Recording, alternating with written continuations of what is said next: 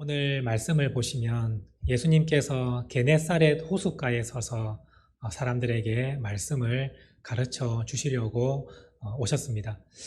그러자 많은 사람들이 예수님께 몰려들어서 하나님의 말씀을 듣고자 하였습니다.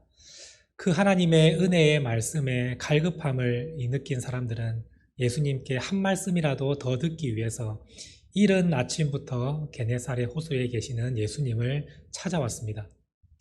그런데 잘 보시면 한쪽은 예수님의 말씀을 듣기 위해서 무리들이 에워쌀 정도로 많이 있는데, 또 한쪽 편에서는 어부들이 그물을 씻고 있습니다. 예수님의 말씀과는 거리가 멀고 예수님의 말씀을 그렇게 관심을 기울이지 않고 들으려 하지 않는 이 어부들은 그저 그물만 씻고 있습니다.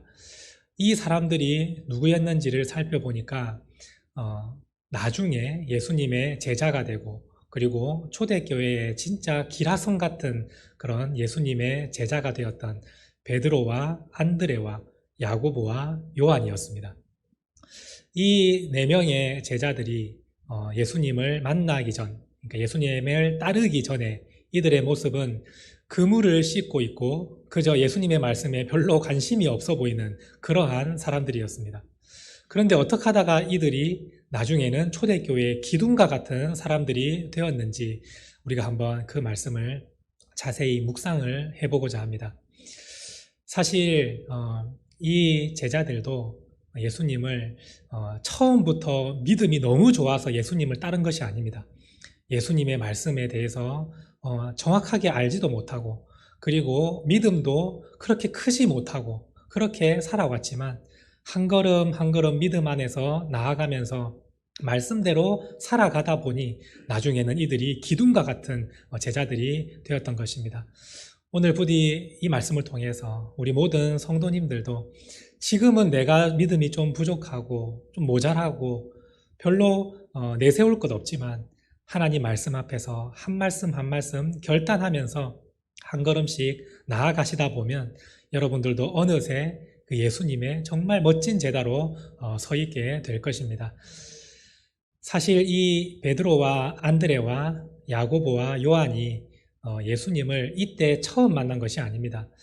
마태복음과 마가복음을 보시면 이 네 명의 제자들이 진짜 믿음으로 예수님을 따랐던 것처럼 표현되어 있지만 사실 그거는 요약을 해서 기록을 해놓았던 것입니다. 예수님께서 나를 따르라 하시니 이 네 명의 제자들이 그물을 버려두고 배도 버려두고 예수님을 따랐다, 이렇게 간략하게만 요약되어 있지만 오늘 말씀을 보시면 이 네 명의 제자는 예수님의 말씀을 들으려 하지 않고 그저 그물만 씻고 있습니다. 왜 그랬을까요? 이 사실 네 명의 제자는 이전에 예수님을 만난 적이 있었습니다. 사실 예수님의 제자가 되고 싶어서 제일 먼저 따랐던 사람이 안드레와 요한입니다. 이 안드레와 요한은 세례 요한의 제자였는데, 세례 요한이 예수님께서 이제 말씀을 가르치시고 공생의 활동을 시작하실 때 세례 요한이 예수님에 대해서 증언하였습니다. 저분이 메시아이시다, 하나님의 아들이시고 우리를 위해서 이 땅에 오신 하나님의 어린 양이시다라는 것을 세례 요한이 증거를 했습니다.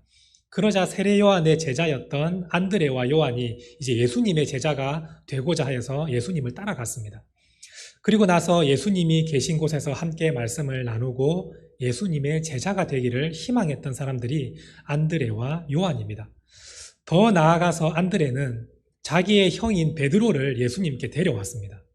우리가 메시아를 만났다, 하나님이 보내신 그 메시아를 우리가 만났으니 형도 한번 만나보라 하면서 베드로를 데리고 예수님께 나와왔습니다.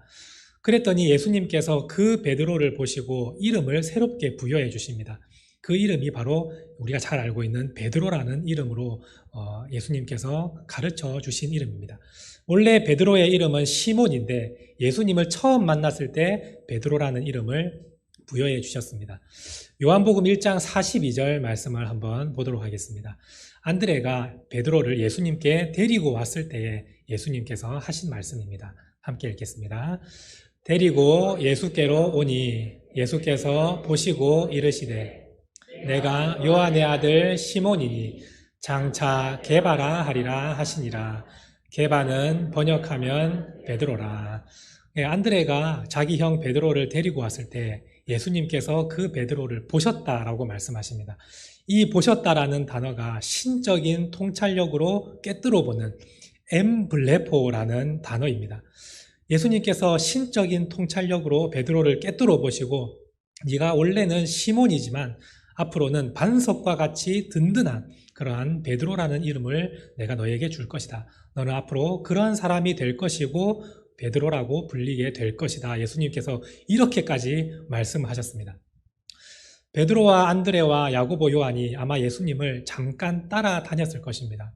메시아로서 예수님이 분명히 하나님의 그 아들로서 이 땅에 오신 분이라고 믿으면서 따라다녔지만 그때 당시에는 온전한 믿음이 아니었던 것 같습니다. 진짜 맞을까? 혹시 우리가 잘못 알고 있지는 않을까? 그리고 내 가정도 있고 생계도 있는데 내가 이렇게 따라다니면 우리 가정은 어떻게 될까? 이러한 고민 때문에 예수님을 따라다니는 것을 멈추고 이 4명의 제자들이 다 자신의 원래 생계로 어부의 자리로 돌아가 버린 것입니다. 고기를 잡고 살아야 먹고 살 수 있고 자신들의 가정을 부양할 수 있으니까 그러한 마음 때문에 어쩔 수 없이 예수님의 제자보다는 그냥 자기의 생계로 돌아가 버린 것입니다. 오늘 우리와 사실 똑같지 않습니까?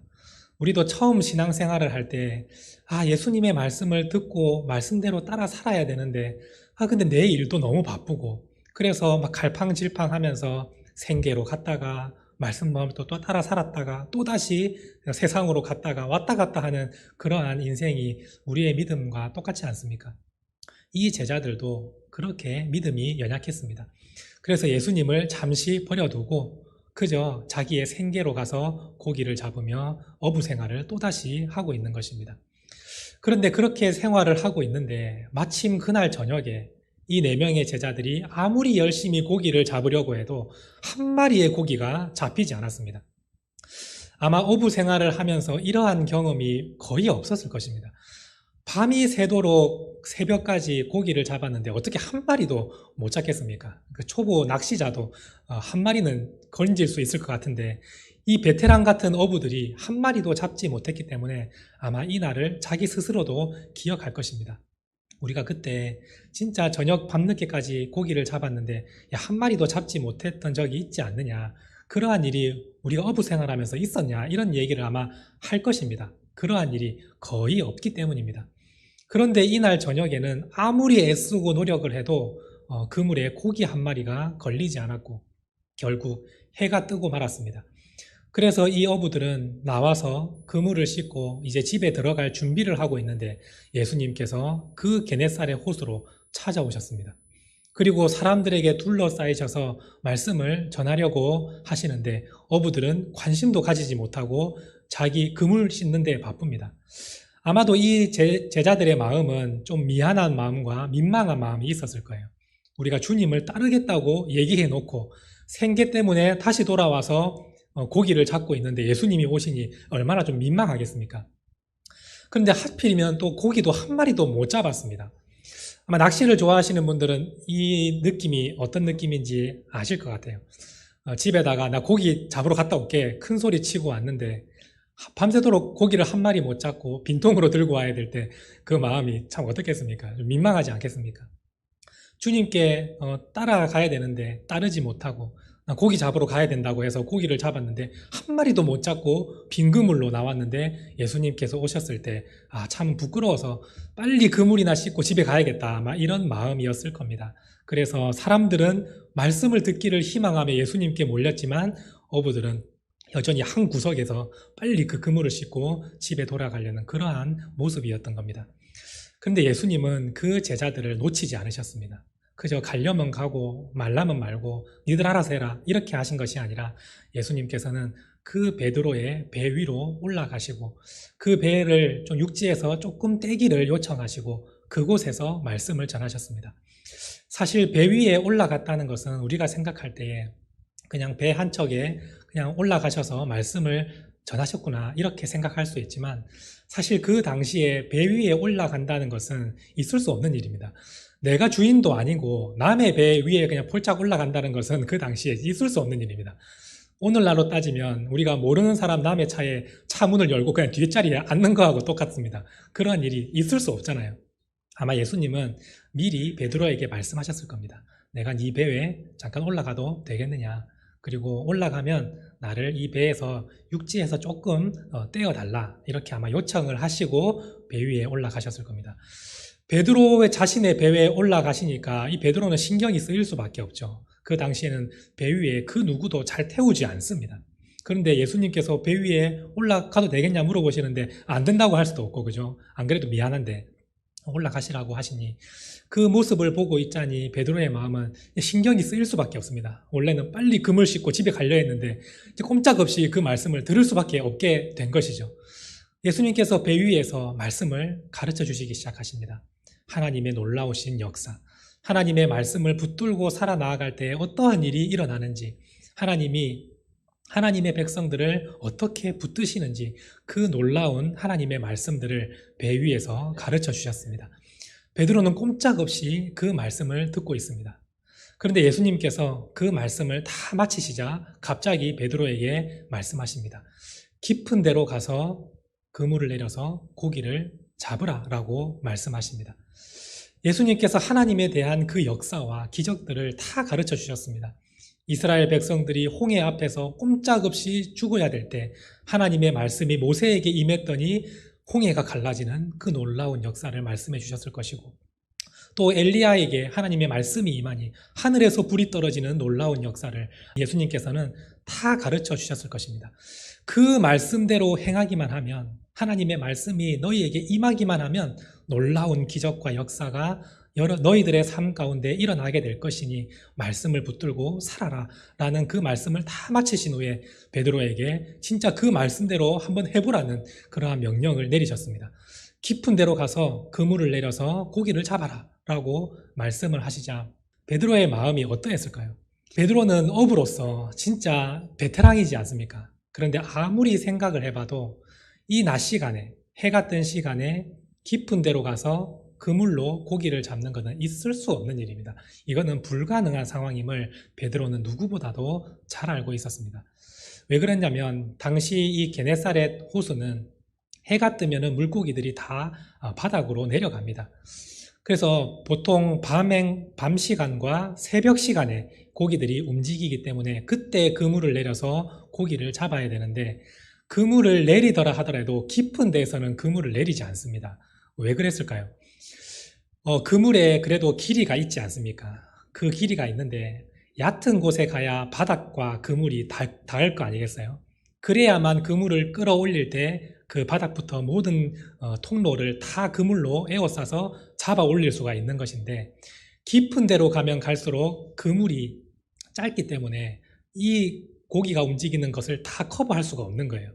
그러니까 깊은 데로 가서 고기를 잡지 않습니다. 그물이 땅에 닿을 만한 곳까지 가서 쓸어서 담는 것이 고기 잡는 원리인데 어떻게 깊은 데로 가라 하시냐. 그것도 고기가 움직이지 않는 이 해가 뜬 시간에.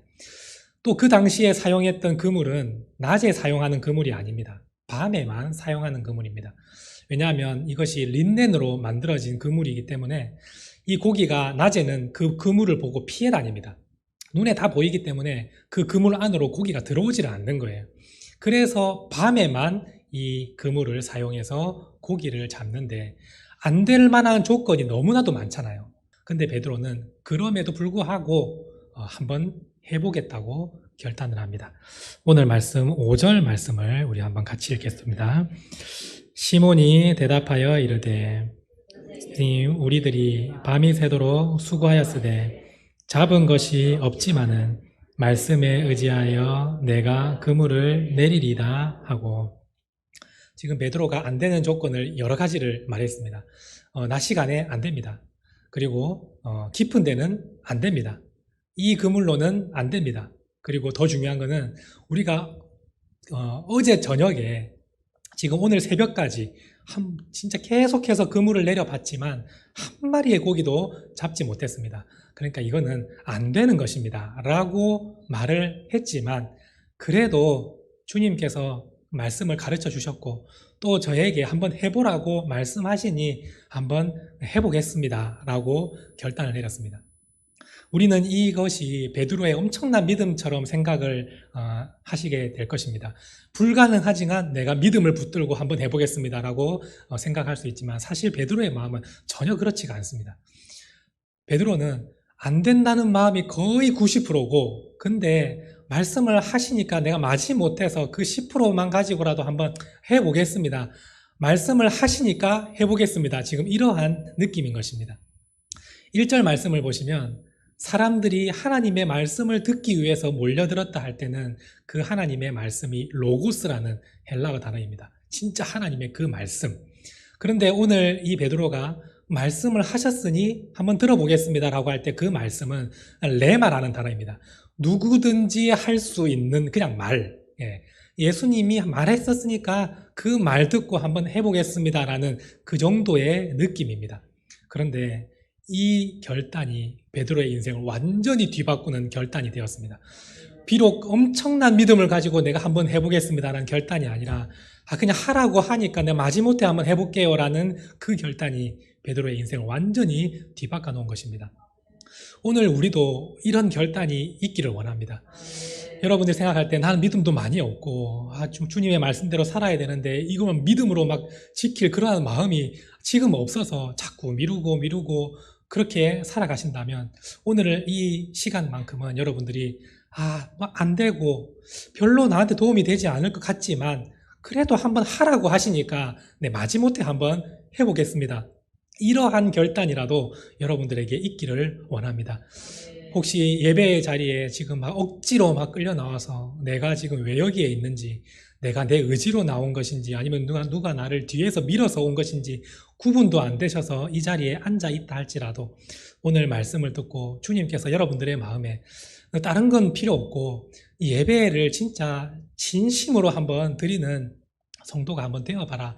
주님께서 그러한 감동을 주시면 너무 귀찮고 힘들고 나 예배 진짜 재미도 없는데 그냥 그런 감동이 있으니까 한번 앞으로는 해볼게요. 그 결단이 여러분들의 인생을 완전히 뒤바꿔 놓을 것입니다. 여러분들의 인생 가운데 성경의 말씀을 한 번도 읽지 못하고 분주하게 살아가는 분들에게 오늘 하나님께서 마음의 감동을 주실 때 한번 성경 말씀을 읽어봐라 라는 감동을 주실 때 여러 가지 안 되는 조건들이 있을 겁니다. 주님, 너무 직장이 바빠서 시간이 없습니다.